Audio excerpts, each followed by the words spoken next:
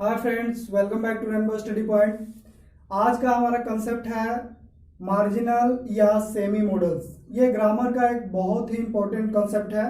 ठीक है, तो चलिए हम देखते हैं कि इसका सेमी मॉडल्स या मार्जिनल मॉडल्स दो नाम क्यों है।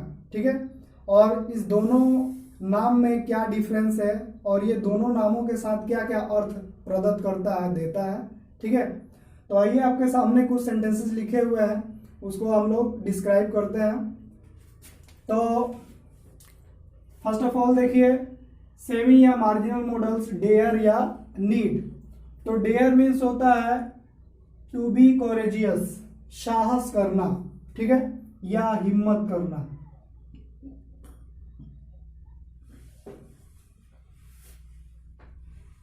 और नीड मीन्स होता है टू रिक्वायर समथिंग, यानी किसी चीज की जरूरत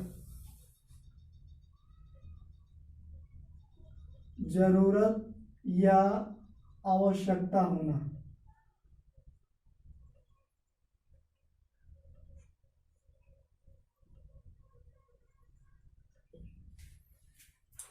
चलिए हम एक एक करके सभी सेंटेंसेस को देखते हैं। जैसे फर्स्ट है, ही डेयर्स टू गो, वह जाने की साहस करता है। तो जैसे हम देख रहे हैं यहाँ सब्जेक्ट जो हमारा है थर्ड पर्सन सिंगुलर नंबर और डेयर्स, तो ये टेंस कैटेगरीज का सेंटेंस है। जैसे थर्ड पर्सन सिंगुलर नंबर के साथ V5 का यूज करते हैं तो हुआ है। सेकंड है, he doesn't dare to go, वह जाने की साहस नहीं करता है। तीसरा देखेंगे, he dare not to go, वह जाने की साहस नहीं करता है। तो यहाँ हमारा एक प्रश्न बनता है कि ही है, यहाँ भी थर्ड पर्सन सिंगुलर नंबर है और ये निगेटिव सेंटेंस है, तो यहाँ पे डज क्यों नहीं लगा। ठीक है, तो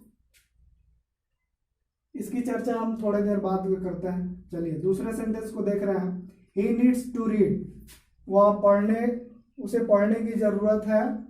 ही डजंट टू रीड, उसे पढ़ने की जरूरत नहीं है। ही नीड नॉट रीड, उसे पढ़ने की जरूरत नहीं है। यहाँ भी वही समस्या उत्पन्न हो रही है, थर्ड पर्सन सिंगुलर नंबर है तो इसके साथ अगर निगेटिव सेंटेंस बना रहे हैं तो डज लगाना चाहिए, बट नहीं लगा। ठीक है, तो आइए हम इस बात को समझते हैं। देखिए, सेमी का अर्थ होता है अर्ध या इसको आधा भी आप बोल सकते हैं। तो जैसे कि सेमी मॉडल्स जितने भी मॉडल्स हैं उसका यूज कभी एज ए मेन वर्ब और कभी एज ए हेल्पिंग वर्ब होता है, यानी दोनों कंडीशंस में होते हैं। कभी इसका use as a main verb और कभी एज अ हेल्पिंग वर्ब। ठीक है, इसलिए इसको हम लोग सेमी मॉडल्स के नाम से जानते हैं। तो यहाँ पे देखिए, इन दोनों सेंटेंसेस में ये डेयर का use as a main verb हुआ है, इसीलिए इसमें चेंजिंग आ रहा है क्रिया के साथ। बट यहाँ हम देख रहे हैं, यहाँ पे ही के बाद डेयर आया है और ये निगेटिव है, तो यहाँ भी डज होना चाहिए बट नहीं है, यानी ये टेंस को फॉलो नहीं कर रहा। यानी ये क्या हुआ, यहाँ पे डेयर का प्रयोग एज अ हेल्पिंग वर्ब हुआ है। यहाँ भी देखिए वही कंडीशंस है, यहाँ भी वही कंडीशंस है, और यहाँ भी हमने आपको बताया कि थर्ड पर्सन सिंगुलर नंबर का सब्जेक्ट है तो यहाँ भी डज आना चाहिए बट नहीं आया, तो ये भी आपका यहाँ पे as a helping verb use हुआ। ठीक है, चलिए इस सिनेरियो में हम देखते हैं कि नीड और डेयर का यूज कब एज ए मेन वर्ब होता है और कब एज ए मॉडल वर्ब होता है, और इसके कंडीशंस क्या होते हैं। कैसे हम इसको आइडेंटिफाई करेंगे कि कब ये डेयर जो है मेन वर्ब हो रहा है, कब मार्जिनल हो रहा है, कब सेमी हो रहा है। ठीक है, तो यहाँ पे हमने लिखा है एज ए मेन वर्ब, तो जब भी डेयर और need as a main verb use होगा तो इसके साथ जो वर्ब आएंगे वो टू के साथ आएंगे, यानी इसके साथ इन्फिनेटिव आएगा, ठीक है। और इसका यूज अफर्मेटिव, निगेटिव और इंटेरोगेटिव तीनों प्रकार के सेंटेंसेस में होगा, ठीक है। चलिए देखते हैं। ही डेयर्स टू गो, ये अफर्मेटिव सेंटेंस है और टेंस कैटेगरीज का है, और इसके साथ देखिए ये जो वर्ब आ रहा है ये आपका इन्फिनेटिव है, ठीक है। फिर है आपका negative sentence, he doesn't dare to go, यहाँ भी आपका वर्ब जो आ रहा है इन्फिनेटिव आ रहा है। Third interrogative, does he dare to go, तो यहाँ भी आप देख रहे हैं कि जो वर्ब है वो टू के साथ आ रहा है, ठीक है। चलिए नेक्स्ट में, और इसका प्रयोग प्रेजेंट, शॉर्ट फॉर्म में हम लिख रहे हैं प्रेजेंट, पास्ट एंड फ्यूचर,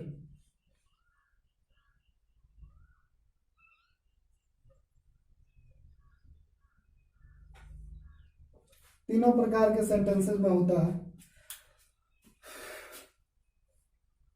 यहां देखिए पास्ट टेंस में लिखे हैं ही डेयर टू गो, उसने जाने की साहस की। He did not dare to go, उसने जाने की साहस नहीं की। Did he dare to go, क्या उसने जाने की साहस की। तो यहाँ सभी कंडीशंस में हम देख रहे हैं टू के साथ वर्ब आ रहा है, यानी इन्फिनेटिव फॉर्म में। यानी जब भी डेयर और नीड का use as a main verb होगा तो वो सभी प्रकार के सेंटेंसेस में होगा और उसके साथ हमेशा टू आएगा ही आएगा, ठीक है। आइए हम देखते हैं सेकंड, एज ए मॉडल। जब इसका प्रयोग एज ए मॉडल होगा, एज ए मॉडल एक्जुलरीज होगा, तब इसके साथ टू नहीं आएगा। देखिए यहाँ हम टू को क्रॉस कर दिया है, और इसका प्रयोग सिर्फ निगेटिव और इंटेरोगेटिव सेंटेंसेस में ही होता है, ठीक है। ही डेयर गो, ठीक है, यानी ये टेंस कैटेगरीज का सेंटेंस नहीं है, क्योंकि टेंस के हिसाब से थर्ड पर्सन सिंगुलर नंबर है, तो यहाँ या तो डेयर्ड होना चाहिए, नहीं तो डेयर्स होना चाहिए, ठीक है। अगर ये डेयर्ड होता या डेयर्स होता तो फिर टेंस कैटेगरीज का हो जाता, और जब टेंस कैटेगरीज का होता तो इसके साथ टू प्लस बी वन आता, तो फिर ये आपका एज ए मेन वर्ब होता।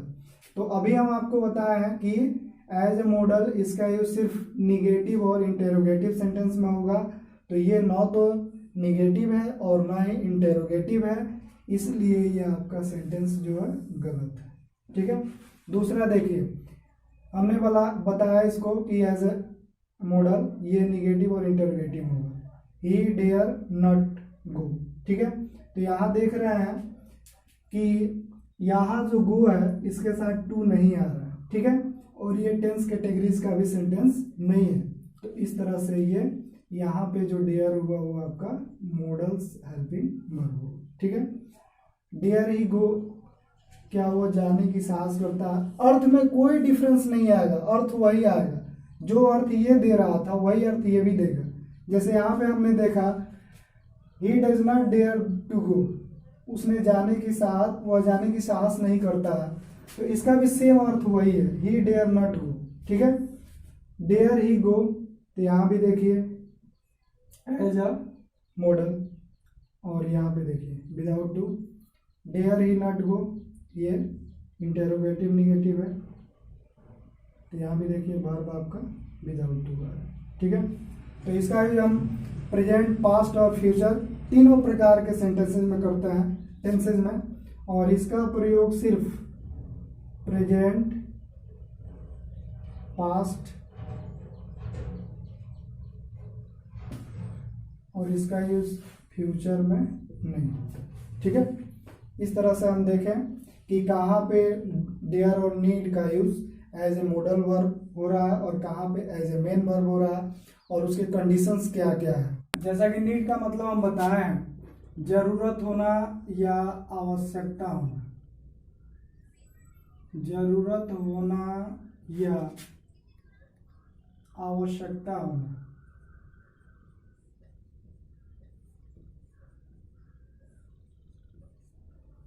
तो इसका भी प्रयोग जैसे हम बताया as a main verb, as a modal auxiliary verb होता है, तो इसके साथ भी सेम कंडीशंस वही है जो डेयर के साथ था।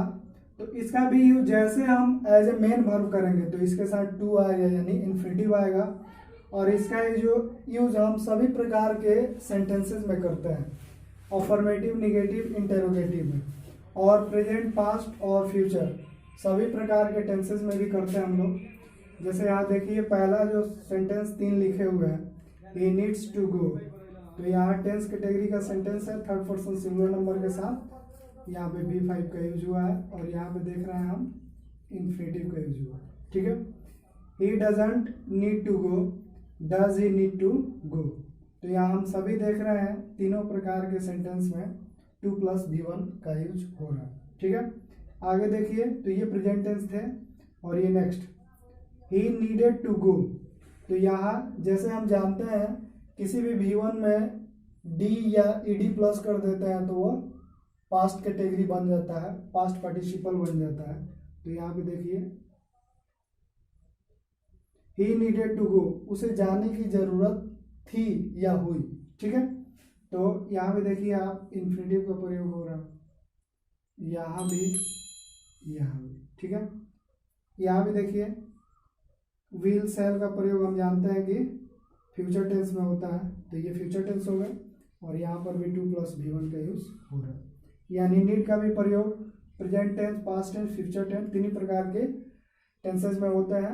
और जब इसका यूज टू के साथ हो तब ये मेन वर्ब कहलाता है। ठीक है, और जब इसका प्रयोग एज ए मॉडल वर्ब हो तो इसके साथ टू नहीं आता। देखिए हम इसको कट कर दिए हैं। और इसका प्रयोग सिर्फ निगेटिव और इंटरोगेटिव सेंटेंस में होता है, और इसका प्रयोग सिर्फ प्रेजेंट टेंस में होता है, पास्ट टेंस और फ्यूचर टेंस में कतई नहीं होता है। देखिए यहाँ लिखा है ही डिड नॉट गो, उसे जाने की जरूरत नहीं है। नीड ही गो, क्या उसे जाने की जरूरत है। ठीक है, चलिए देखते हैं सेमी मॉडल्स में जो तीसरा आता है वो यूज टू आता है। और इस यूज टू का अर्थ होता है हुआ करता था या किया करता था। ये पास्ट के डिसकंटिन्यूड हैबिट को बताता है, यानी भूतकाल में कर्ता को किसी काम के करने की आदत थी बट अभी नहीं है। ठीक है, यानी ये पास्ट के डिसकंटिन्यूड हैबिट को दिखाने के लिए हम लोग यूज टू का प्रयोग करते हैं। इस यूज टू के बदले आप वुड का भी प्रयोग कर सकते हैं, बट जैसे ही वुड का प्रयोग करेंगे तो थोड़ा सा इसके अर्थ में अंतर आता है। और अंतर यह है कि ये भी पास्ट के डिसकंटिन्यूड हैबिट को ही बताता है, बट ये साथ साथ प्रेजेंट के भी बताता है, प्रेजेंट में भी बताता है, लेकिन कोई जरूरी नहीं है कि हो भी सकता है और नहीं भी हो सकता। ठीक है, और जैसे बताए थे इसके पहले कि डेयर और नीड का use as a main verb और एज ए मॉडल वर्ब भी होता है, तो इसका भी use as a main verb और एज ए मॉडल वर्ब भी होता है। चलिए देखते हैं, जैसे एग्जांपल के तौर पे हम एक सेंटेंस लेते हैं, he used to play ball, वह गेंद खेला करता था। तो जैसे इसका निगेटिव लेंगे, he used not to play ball. ठीक है, अब इसको एक तरह से एक यहाँ देखें हम और एक तरीके से और बना सकते हैं। अब जैसे ही ये पास्ट फॉर्म है, तो जैसे ही हम डिड लगाएंगे तो ये V1 में चेंज हो जाएगा। He did not use to play ball, वह गेंद खेला नहीं करता था। अर्थ में कोई डिफरेंस नहीं होगा। अब देखेंगे यहाँ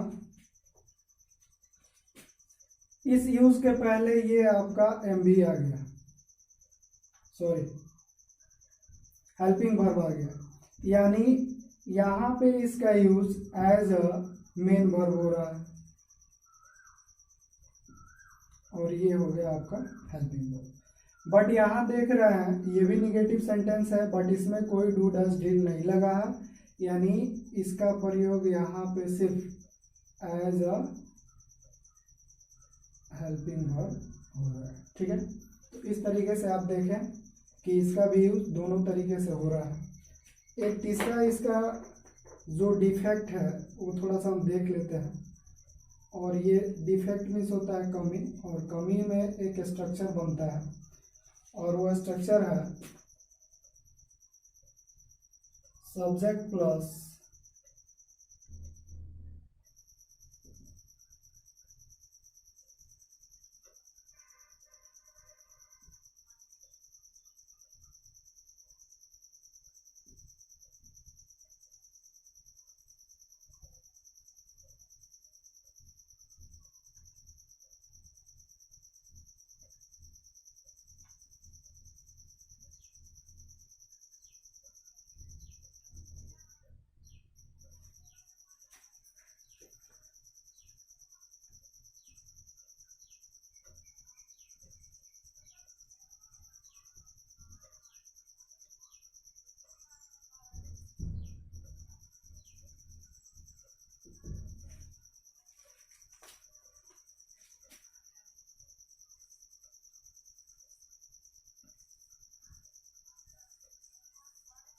यानी इस स्ट्रक्चर में अगर यूज टू का प्रयोग होता है तो वहां पे इसका अर्थ होता है किसी कार्य का आदी हो जाना। ठीक है, जैसे देखेंगे he is use to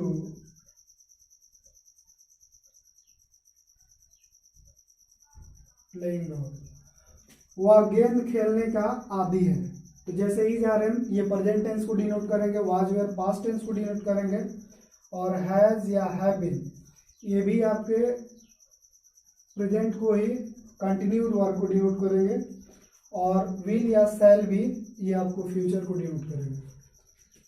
second देखेंगे Sita was used to smoking, Sita नशे की आदी थी, यानी they will be used to going there, वो लोग वहां जाने के आदी रहेंगे, विल बी। तो इस तरह से देखेंगे हम नीड और डेयर का यूज कैसे होता है और किस तरह के सेंटेंसेस में होता है। ठीक है, और इनका use as a modal verb और एज ए मेन वर्ब दोनों तरीके से होता है। चलिए हम लोग फिर मिलते हैं एक नए टॉपिक्स के साथ और न्यू क्लास में, तब तक के लिए गुड बाय।